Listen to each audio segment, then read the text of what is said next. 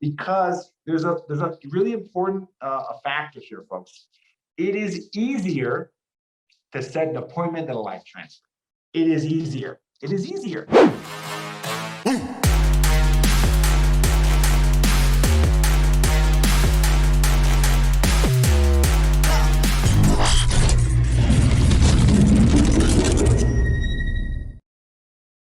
All right, welcome everybody. Hi there.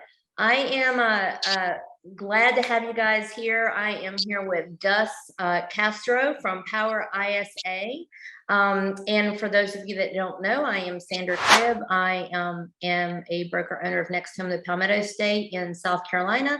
And I am here to introduce you to Gus, who is the man with PowerISA. And he's here to talk about your ISA and how your ISA should be doing some live transfers. And so, Gus, first off, I have a question for you. What is a live transfer? Why do we need a live transfer? Tell me that. No, I love it. Thanks so much, Sandra. Yeah, so that is it's a little bit of a niche topic, right? So if people are here, you are the chosen few. You're interested in this. You either have an ISA, you're thinking about getting one, and like, what is this live transfer thing that Gus is talking about? So for the folks that aren't sure about that definition, what I mean by live transfer is when your ISA is making calls, whether that's Facebook leads, Google leads, Zillow, Trulia, cold calling leads, right? Whatever they're doing for prospecting, when they have someone on the line, and instead of booking an appointment over the phone or in person, they actually put the person on hold, they dial you up, they dial up the agent, and they put you on the line and connect you directly. Known as a three-way call. They put you on a three-way call, and they can even step away. Hey guys, you guys are connected, we're good to go, right? So that is what I mean by a live transfer. When they live bring you in, it's similar to what some of the Zillow offerings are as well. I forget what Zillow calls that concept, but when they're calling you, they've got a client on the line that's ready to go. That's exactly the same concept applied to them and the leads that they get. So you can do that too. You can beat Zillow at their own game, right? You can actually implement that. And if people know about that Zillow program, they know those are the most expensive leads that exist in real estate, right? There's nothing more expensive than a Zillow live transfer to you, right? You're gonna pay through the nose for that. And guess what? I agree with Zillow on one thing. That is, I agree that is the most valuable call in real estate, in my very humble opinion, is when you've got an interested client on the line that wants to talk to you, okay? So going back to a shorter way to answer your question, Sandra, is what is a live transfer? It is the most valuable call in real estate, in my opinion, okay? That is why it's important to understand it. And it's really important if you have ISAs on your team, on your staff, that they understand it really, really well. And that it should be the number one thing that they're attempting in their calls. It should be their go-to option. It should be the number one thing they are trained up, and they're always trying to do that. Because if they get someone that's willing to jump on that call and have a direct conversation with an agent, that's typically going to be a more motivated buyer or seller, right? That is really, really interesting. So long-winded way to kind of answer your question there, Sandra. Does that work? That make sense? Yeah, absolutely. Gus, tell me, why would a live transfer be any better than having, say, just, hey, make an appointment with this agent, trying to connect them at a later date? Like, what is the advantage of having that live transfer than other than just like setting an appointment for a future date to make, just explain that. Why would we need that? No, and that makes sense, right? Because I think that the traditional, metric or the traditional goal of an ISA, set appointments. I mean, that's the reason they're there, right? They want you to set more appointments, and we're really, tied to this metric of appointment. That's normal. Hey, I get an ISA because I want more appointments, right? I don't think I've ever heard anyone say, I want an ISA because I want more live transfers. That's not really a thing. But I will tell you this, for the folks that are in the know, and I know there's folks in this call precisely for this reason, especially if you're doing appointments off of internet leads, right? If you're getting appointments off of Facebook leads, Google leads, or even some of the portals like Zillow, Trulia, Realtor.com, if you're getting appointments from them, you know that the biggest struggle that you have are actually getting those people to show up to those appointments. And probably the worst offenders on this are probably Facebook, right? Facebook is notorious for, well, I set like 20 appointments through Facebook. Yeah, but how many attended?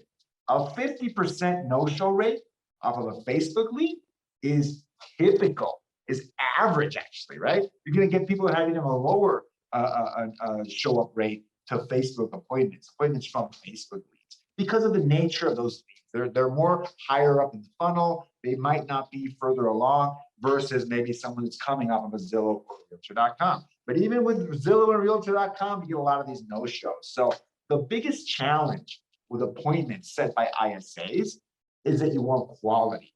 And by quality, I mean you want an attended appointment with a qualified lead. Attended appointment with a qualified lead. So live transfers, right, is one way to skip over that problem, right? It's one way.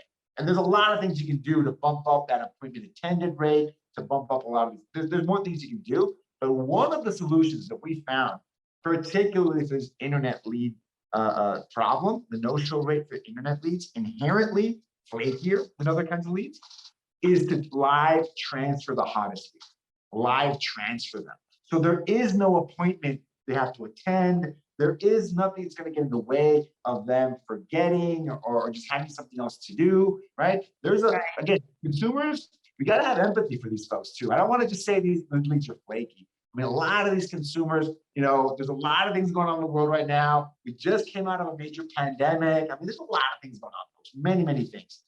So live transfers are really, really valuable.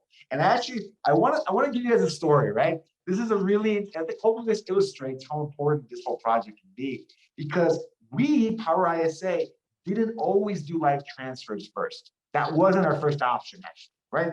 It was always the in-person or the phone appointment. We would gun for that. That was the goal, especially with Facebook leads. Boom, boom, boom, appointment. Awesome. Well, the pandemic hit, right? So guess what? Everything changed overnight for everyone. It's crazy to think it was 2 years ago, right? This is almost 2 years ago we did this. And there was a lot of things that happened because of the pandemic. With regards to lead generation online and over the phone, a couple of things happened immediately in the following months, in the next 3 months, 4 months. Contact rates went through the roof because everybody was at home, obviously, right? Contact rates went through the roof. That was a good thing. Another thing was, if you weren't one of the folks that would unfortunately lost your job the first month, right? You actually were thinking about what to do with that. You were spending less, going out. You probably had some government money in your pocket, and you were thinking of buying a property. That was a good thing, right? Oh, wow. I'm going to invest in real. So we saw that initial kind of a lull the first month or two, and then boom, things took off in the summer. Like it was unexpected to say the least, guys. Unexpected to say the least. So one thing that happened is that, folks, another consequence of that is that people were a little bit more reluctant to do those in-person appointments, right? For a lot of reasons. Like, I'm not going to your office, right? Virtual tours, virtual buyer consultations, all this thing happened. And our clients, I'm not talking about 1 or 2 clients. I'm talking about hundreds of clients of ours said, Gus, I want this live. I want everything virtual now. I don't even want to meet with the person. I don't want to see if they show up or not. I want the live transfer. We want it. The consumer came to us and said, make a change. I want to talk to the client right away, because a lot of people are coming through and I want to talk to the most urgent ones immediately. So he said, okay, let's make this happen, right? We need to make this happen. We need to make a change. This was May, June of 2020. And within 30 days, we measured this really, really carefully, even before we made the change. We were setting less than 1% of our conversions were live transfers to 50% of our conversions were live transfers within 30 days.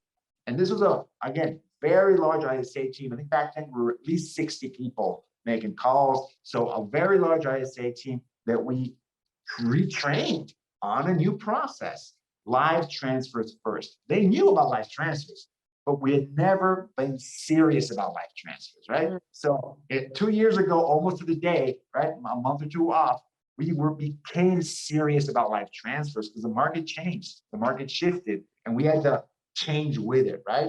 So it was a lot of work. That was a tough month, let me just tell you. But people got the hang of it, right? And once you get the hang of it, it's actually really easy to do. But that change, that scripting, that coaching, it took a while. And actually, a shout out to Coach Dale Archdeacon, who's a friend of LabCoatAgents.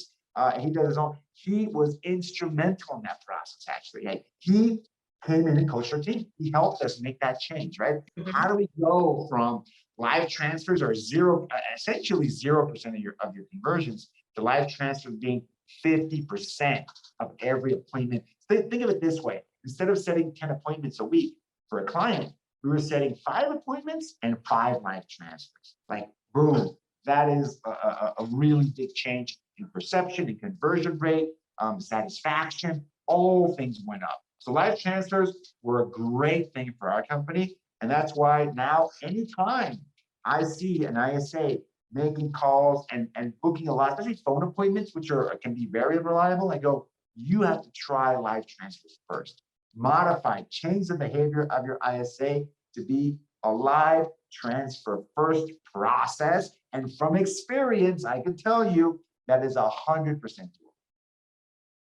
Absolutely. Well, and since the pandemic too, people, everyone being so separated and not being able to have the meeting in person and the relationship building and things like that, whether it be, I imagine they almost craved having a live human being to speak to in some cases, where people weren't able, you know what I mean? So I'm sure that certainly helped. It's crazy. At the height of the lockdowns, this is probably May, June of that year. Yeah. We were getting 200 appointments a day. Yeah. 200 appointments for real estate, like buyers and sellers, every single day. And we had the same team. We were making the same amount of calls that we had before. And it more than doubled our productivity because more people were home at that time, right? That didn't go on forever. Again, as you know, we're not in lockdown anymore, so things changed. But that was a big shift and a big change in the marketplace. Anytime that a shift happens in the marketplace, once things settle down a little bit, there's always new opportunity. There's always new opportunity. And that's a big thing for people, everyone on this call. Everyone's speculating, when's the next shift coming? Is it here? Is it 6 months from now? Is it a year from now? Is it 2 years from now? My perspective on that has really changed because of COVID. I'm going, as long as you can hang on for dear life, those first few months or first few weeks, maybe, in that case with weeks, but for the first few months, new opportunities are going to open up, right? It's going to happen, right? No matter kind of what happens with the market, you just have to have the patience and the financial ability, stay in business and adapt to where the market takes you. Huge lesson. Again, COVID has been terrible, but it taught us a lot of lessons. That was one for me. Well, with that being said, when we're talking about saving money and things like that, let me just mention that you do have a quarterly sale going on, right, for PowerISA? Is that correct? End of the quarter sale, and I think the quarter had like one more week left on the first. We're almost done with the first quarter of 2022. How about that, right? What happened to this year? Holy cow, first quarter is almost in the books. And guess what? We have a lot of sales targets you want to meet. So you win, right? So we have special going on right now. Right. Make sure you check, if you're listening, check in the link, and you should be able to have an access to that quarterly sale too. So Gus, let me ask you, should agents set any sort of defined criteria for those clients, like those calls that are going to be transferred, those live transfers? You just don't want to have, they may not want to have every single person transferred to them. Kind of defeats the purpose, right? So yeah. So tell me about, like, what are your thoughts on, or suggestions on how agents should accept, or what should they look for, or the criteria? I'm sure it's going to be different between what maybe the calls that I would like to receive versus the call someone else would like to receive. But let's take it, just a little further. If there's a brand new agent and they're wanting to have a live call, how maybe would their defined criteria differ from those that may be, in the business and maybe have a high level of volume of transactions? Should they be the same? I mean, give me a little bit of insight on the That- it's a really good question, because that is one of the first things that can pop up. Anytime you have a handoff from ISA to the agent, that is a treacherous handoff, right? That is probably, and we're talking about larger teams, it's the number one issue they have to deal with. Handoff from ISA to agent. So that, whether we're talking about appointments or life transfers, a lot of care needs to be done to make sure that the handoff is really strong. And that when they receive it, the agent receives it, they're going to work it and they're going to run with it, right?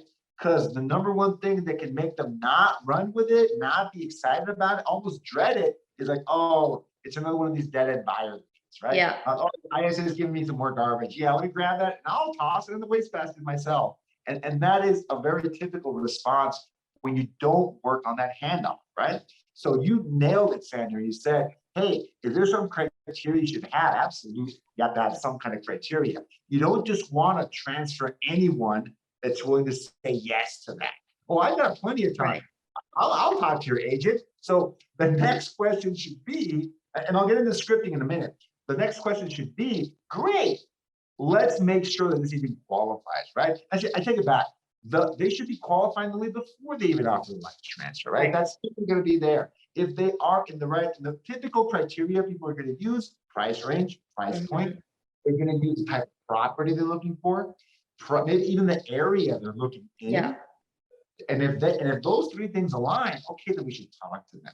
And again, this always is going to be, depends on the market, folks. Let's say we have clients in Calgary, Alberta, one of the huge oil towns. Maybe things are better this month, but for the last 2 years, they're one of the few spots in North America that were in a buyer's market. You heard that right. Calgary, Alberta, for the last 24 months, has mostly been in a buyer's market. More properties to sell than buyers out there, right? So it's weird. I know, it's like very weird. So the criteria in Calgary, Alberta is going to be different than in Seattle, Washington, my market, where the buyers are falling off the trees, right? You just can't find enough properties that the properties move so fast, right? So the criteria is going to be different. In Calgary, they maybe will talk to anybody that has money to buy a home. Just verify price point and their income, right? Great. Have you been pre-approved? Great. Are you going to be a lot of investors in Calgary? You know, they think a lot of, are you going to be paying cash from like investment property? Or are you going to finance that? Oh, excellent. Then you keep the conversation going. In Seattle, Washington, you're going to be different. You're going to be a lot stricter on that buyer criteria, right? Has to be, you have to qualify on area, on income. If they're not, maybe some kind of a, engineer with Boeing or Amazon or Microsoft, you don't even work with them maybe, right? So you're looking for a different kind of buyer in one market versus the other. Regardless of what the criteria is, the ISA needs to know it, and they should only be passing off folks that meet that criteria. And this is also important, guys. It's not a formula. This is not an exact science. When there's some ambiguity, you have to give the ISA some leeway and go, you know what? When in doubt, I want to talk to them, right? When in doubt, hand them over. Let's see. They might not be forthcoming with some of that information. They might not want to share it immediately for whatever reason. Let the ISA give them some autonomy to go, you know what? This sounds like an interesting one. Let me see what can come out of this, right?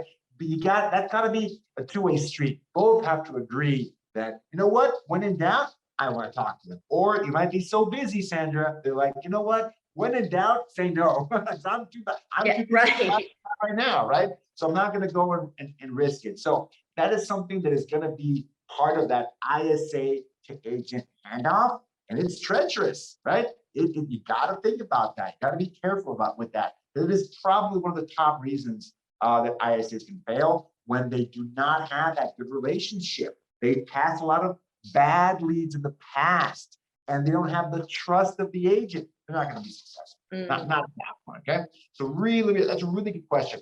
And I want to jump into like the mechanics of the life transfer. That's an important one. That handoff criteria, right? Really, really important. And I think people need to be very intentional with how they teach their ISAs life transfers, because there's a really important a factor here, folks. It is easier to set an appointment than a live transfer. It is easier. It is easier. You've got someone on the phone. You're asking, hey, when are you available next, like in the next day, today or tomorrow, or in the next couple of days? Oh yeah, it's low pressure. It's like it's a lot easier, and the ISAs to pick up on this, right? If you give them the option, set an appointment on the calendar for later, or to ask them to see if they're willing to do a live transfer. The live transfer is harder. They can say no to that. It's easier to say no to that, right? And depending on, and I'll get into like the technical issues about live transfers at the end, but the live transfer might not work. Technically might not work. So now they're back to square one, trying to book an appointment again, right? So the ISA, if you leave it up to them, right, more often than not, they're going to pick the safe path. It's a logical thing to do, right? If you give them an option, oh, try this or try that, whichever one you want, ISA, you're going to see more appointments booked on the calendar, right? So to really make sure you get, my goal, like my rule of thumb, is that half of the conversions your ISA makes should be live transfers. If they're calling inbound, at least inbound leads, half of those conversions can be live transfers. And to give you guys round numbers, I'm gonna use Facebook as an example. Out of every 10 Facebook leads, they should be setting about 2 appointments, like 1 to 2 appointments, right? Like roughly on brand new Facebook leads coming off the bat, 1 to 2 is typical. Cut that in half, and that's how many live transfers you can get. About 1 for every 10 Facebook leads. It's actually less than that. Let's rounding it out to 1, right? 1 live transfer at most. Probably you're going to get about 1 or 2 out of 20, right? That's a more accurate number. So you're going to get less of them. You're going to get less of them, no doubt.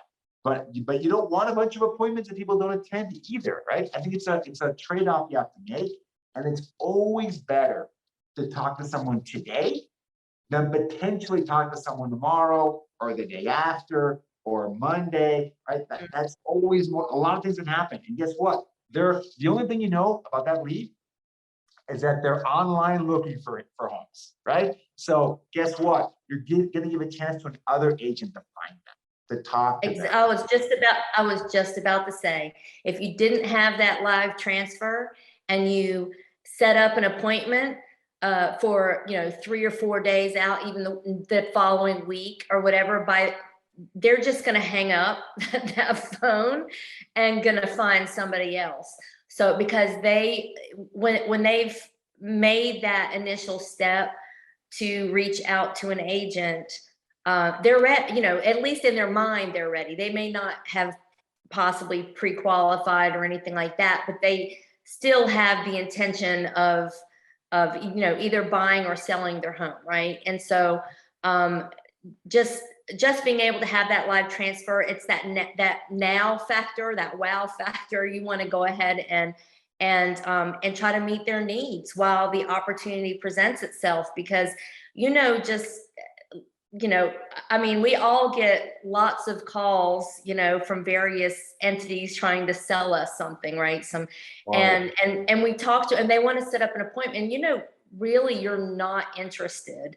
But sometimes if you actually listen to a real person and they're trying to build a relationship with you, and it's not just an automated machine that is, and it's easy to say no to someone that's on the other side, but you don't see them face to face. Even as you and I are right now, I'm not going to say no to you if you ask me, to meet you next week, because I'm looking in your eyes face to face. But when you're on the call, if you said, hey, can I help you right now? You're offering your help. You're offering to assist them, to help them meet a need, and doing it now is certainly a lot easier for someone to not or for someone to say, okay, that's fine, I will absolutely, I'd love to be transferred to an agent right now, because putting it off, it just allows them too much time they want to call somebody else or whatever. So someone else reaches out to them. Someone else reaches out to them. They might not even, they're just in their minds. Remember, put yourself in the place of the consumer. They're not shopping for agents. They're shopping for homes.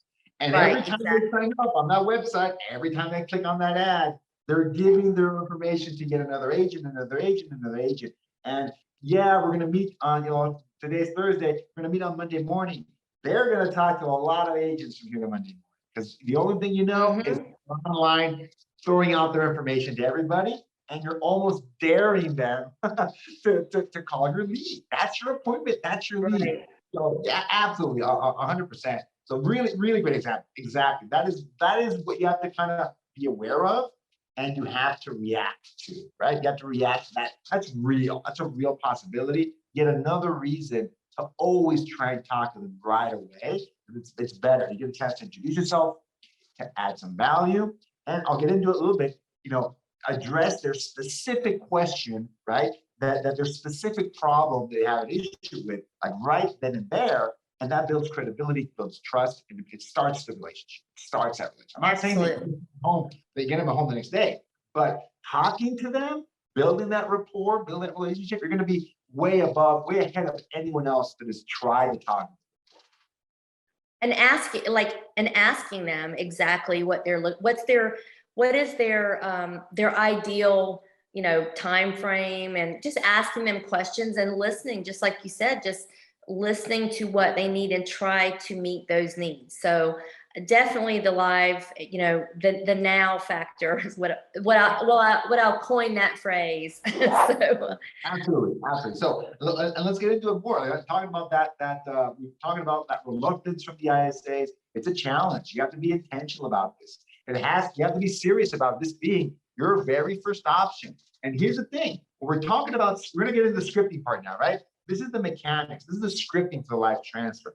It is a small piece of the script, but it is very important, right? Like I said before, if you don't make emphasis on it, you're not going to get many live transfers. They're easier to ignore, right? Than to actually implement and go through them. So you've got to be important. The number one thing when you're scripting for live transfers is you have to make it the obvious next step in the process. The obvious next step, right?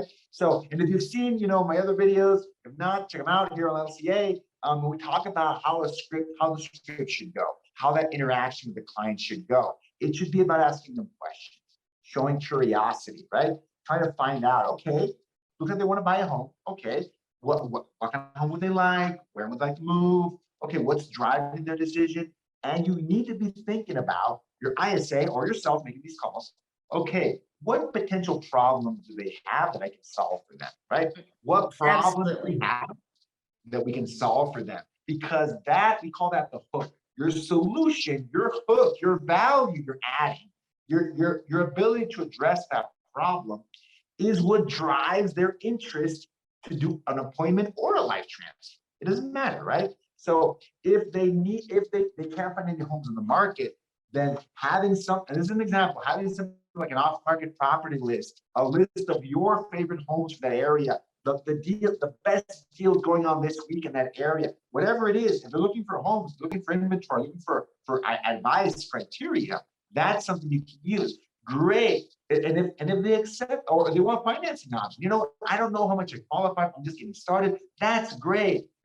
I'm back. Oh, I hate it when that happens. So, anyways, what I cut off, I think we're talking about the value proposition, right? If you follow what I've said in the past, anytime you interact with a lead, it is a game you're playing.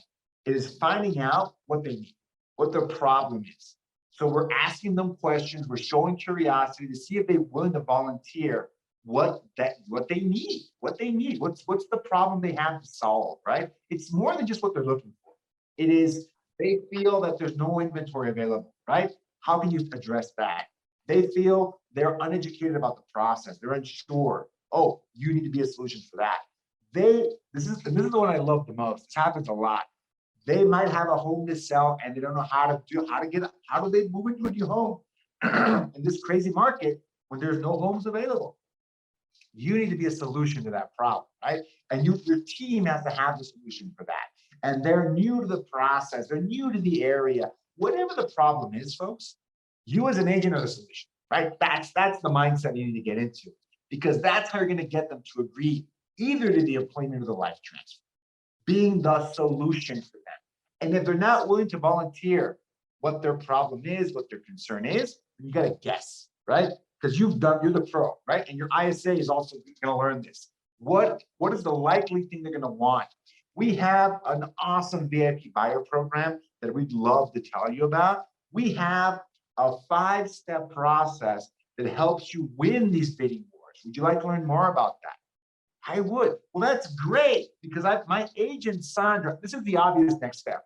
My agent, Sandra, is in the office right now. Let me get her on the line, right? So I did 2 things. I made it the obvious next step. And then I also told them, great, I'm going to get her on here and I'm going to solve this problem, right? So I made it the obvious next step and I didn't ask for permission. That's another thing, folks, right? So the first one is make it the obvious next step to solve their problem. And the second thing is, and this is a mistake that I see, I think it's a mistake. Would you like to do this live transfer with Sandra, right? And I think that's the wrong question to ask. Because if they don't have time, they're going to tell you guys. Yeah. They're going to, no, don't do that. I can't do a consult right now. Book something for me. That's fine. We're not, and for live transfers, it's the only thing we don't insist on, right? We're not gonna, because we got that person interested. They're a qualified lead. We don't want to push too hard at that stage, but we don't ask for permission either, right? Right. Because if they can't do it, they will be very clear that they can't do it. No problem. But in that case, book the appointment. But more people will accept and go through with it if you don't ask. Because we tested both, and it wasn't close, right? It was not close. When you didn't ask for permission, it doubled the conversion rate. Right. Now, it increased it a little bit, 100% more conversions, live transfers, when you just made it the obvious next step and you did not ask for permission. Well, great, Mr. Lee. I know you want to have access to that VIP buyer program. And guess what? We're in luck. Sandra's right here in the office with me. I'm going to get her on the line to give you all those details, right? Or you know what? I know you're thinking of moving to downtown. Oh, guess what? Sandra is an expert in downtown properties. Let me get her on the line because I want her to answer these questions and show you what the best deals are out there. Okay, give me 30 seconds. Boom, right? So this is the kind of like handoff you need to have. And it takes some practice. It's a very short script. It's literally those 2 phrases, right? This is the obvious next step. Let me get Sandra on the line. She's right here. Let me get her on here to solve that problem you've got, like right here, right now. Very kind of straightforward. You're going to do that, okay? So those are the 2 scripting recommendations that I have. Make sure it's obvious. Don't even have a transition. Just go like, that's obviously what we're going to do. And don't ask permission to do live transfer. Because there's another part to this equation, okay? This is because, in my opinion, the scripting part is the easy part. The scripting part is the easy part.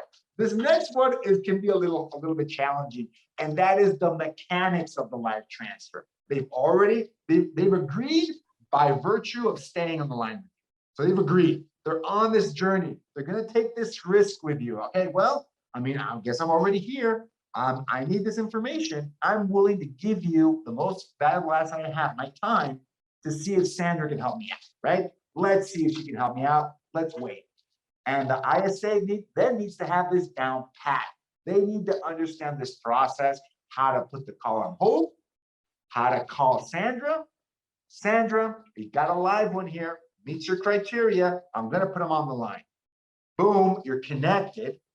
And once you actually connected in the 3-way call, then you give Sandra the details. Hey, Sandra, I've got Bob on the line.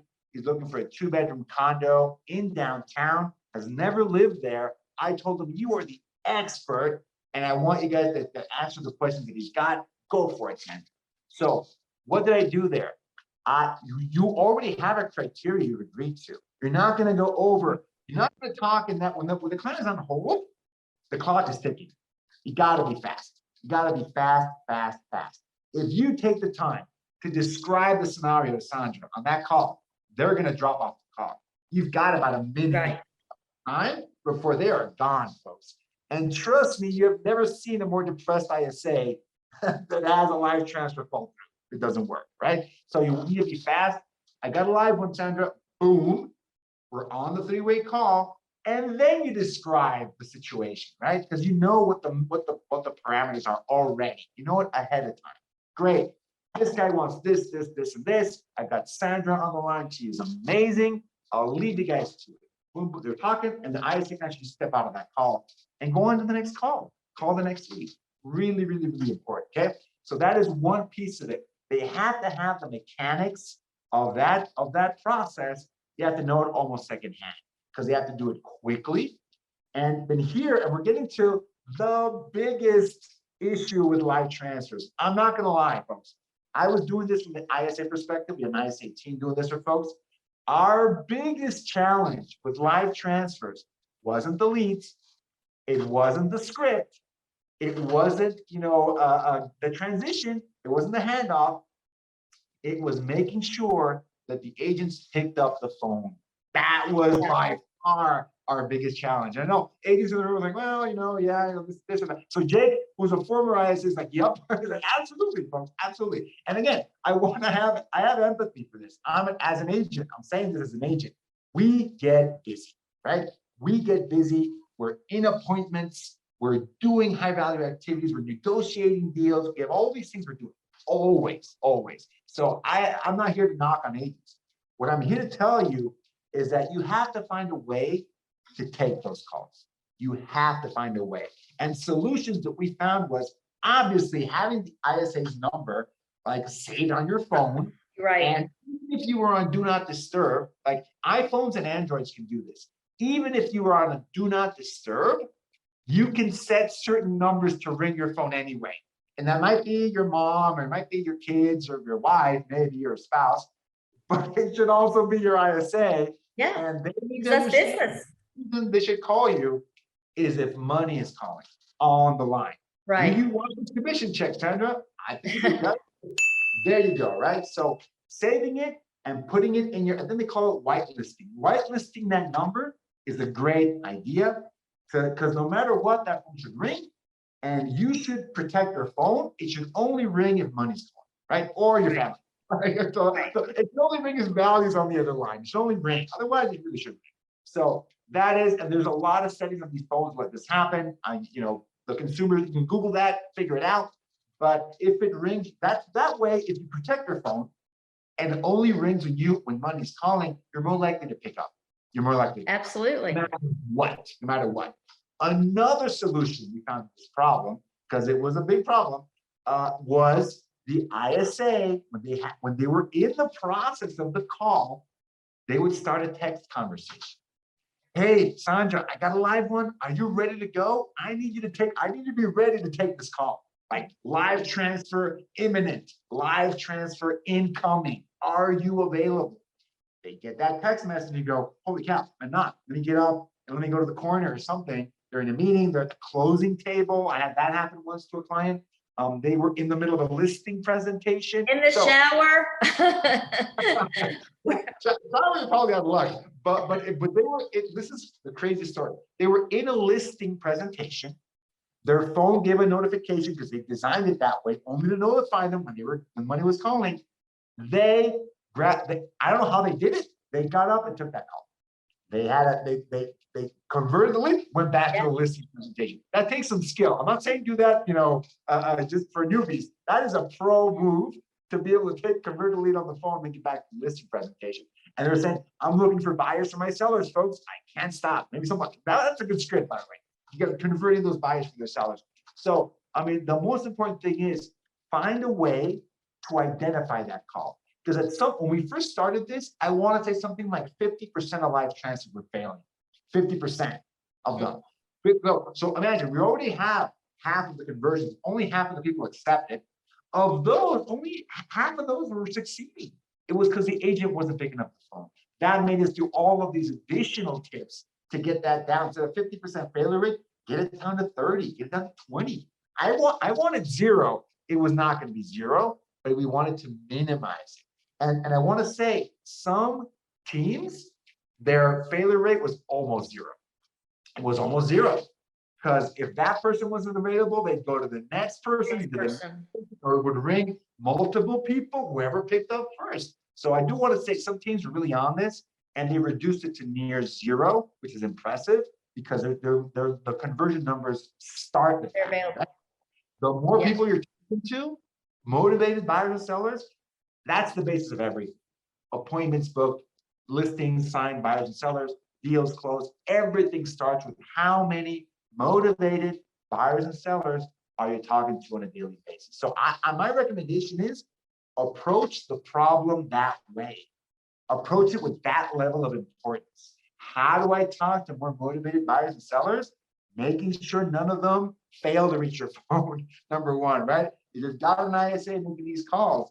The whole goal is to get you to talk to more motivated buyers and sellers. And some teams to really struggle with this problem, like I said, some teams made it almost zero problem. So every team's going to be different. Everyone's going to decide what the trade-off is for them. Do I take that call, yes or no? The ones that it was the easiest for, I literally had this conversation with them. Some of them were trained because of Zillow. They knew they had this set up because they knew when those Zillow-like transfers were coming in, they had to take it. So they set up a process for that. Another one were former REO agents. And there might be some people in the room like that, maybe not. But I think if they had an account with like Fannie Mae or Freddie Mac, like the government HUD, like the HUD department. So if you missed a call from them, they would cancel your account. Like you had to pick up the phone when HUD was calling. So they had all this elaborate process to make sure none of those calls went unanswered. So those are some cases of folks that kind of had this down. But for most clients, they had to work on this, right? How do I make sure that we minimize motivated buyers and sellers getting dropped and not being there to pick up the phone, either with other teammates, backups, those text messages, using the whitelist filter on your phone? Find a way to determine how to identify the most valuable call in real estate. I like to lay it out that way. Find a way to not drop the most valuable call in real estate that's going to come to you every single day. So that is kind of like, in a nutshell, folks, that is how we made that work for PowerISA. And that is a process that I teach to other folks now, because I think we were wildly successful implementing live transfers into the business. And now it's a standard part of how we do things. Live transfer always has to be option number one, especially when we're talking about Facebook, Google, Zillow, and Realtor.com. And I just think that it's just, to me, it seems just a more common sense to have the live transfer, because it also gives us as agents a higher level of responsibility too, because, to continue on to convert that lead, because we've actually spoken to them on the phone and they're just not somebody that, ended up in our inbox and we kind of get them lost or, inquiring on something, we need to work it. And so when we are actually speaking to someone live, we connect with them so that we feel there's a level of responsibility to that person because we've already spoken to them live and that we want to be able to help them. I think that's like, yes. I love you said, I almost forgot to say this. So, one of the things you can also do on these calls, I love what you said, you can create that relationship and you create that responsibility. You're talking about, the agent to the client, but you can also flip that script a little bit. There's a script that I really liked called the guilty confirmation script. We're almost done here, folks, but I wanted to drop this as a last minute addition to the talk. You can also set the responsibility the other way. Go, hey, Mr. Lee, as you're talking to them, I'm going to do all this work for you. I'm going to get this prepared for you in preparation for our next, like either face-to-face meeting or even a follow-up call. You can lay out all the work you're going to do for them. So now they feel committed to you. Absolutely. People always want to reciprocate, something done in their favor. That's who we are as human beings. So I would say, don't just build that relationship, your responsibility to them. Also lay out that they have certain, in a soft way, a responsibility to you because you're going to do all of this for them. So that's another way to do it. I love that. Thank you for adding that. Yeah. So Gus, tell us a little bit more about your end of the quarter sale. Yeah, absolutely. So end of the quarter, we got a bunch of specials out for a dedicated ISA program. We actually have, again, if you're looking to implement anything I talked about today, right, you've been on the fence about it, we have 3 full-time ISAs, 3 full-time ISAs available to start right away. Like if you wanted to sign up today, they'd probably be calling for you Monday morning. So we have that's not, we don't always have that. And I don't anticipate those folks to be here longer than Monday morning, probably gonna go pretty fast. But you have a chance to jump in, get a great deal on that dedicated ISA campaign, and get this started right away. So huge opportunity right there, folks. So that is what we're talking about. Check out that link, powerisa.com/LCA. We've got that information there. Book a free call with our team and let us show you what we can do. Great. And just to remind everyone that this webinar is being recorded and will be available on the LCA YouTube channel as well for further review. And Gus, it was a pleasure to speak with you again. Thank you for bringing light to just the business of ISAs in general. So enjoyed having you. All right. Thanks so much, Sandra. Thanks, everybody. Thank you. Have a great afternoon, everyone, no matter what time zone you're in. And we look forward to seeing you again.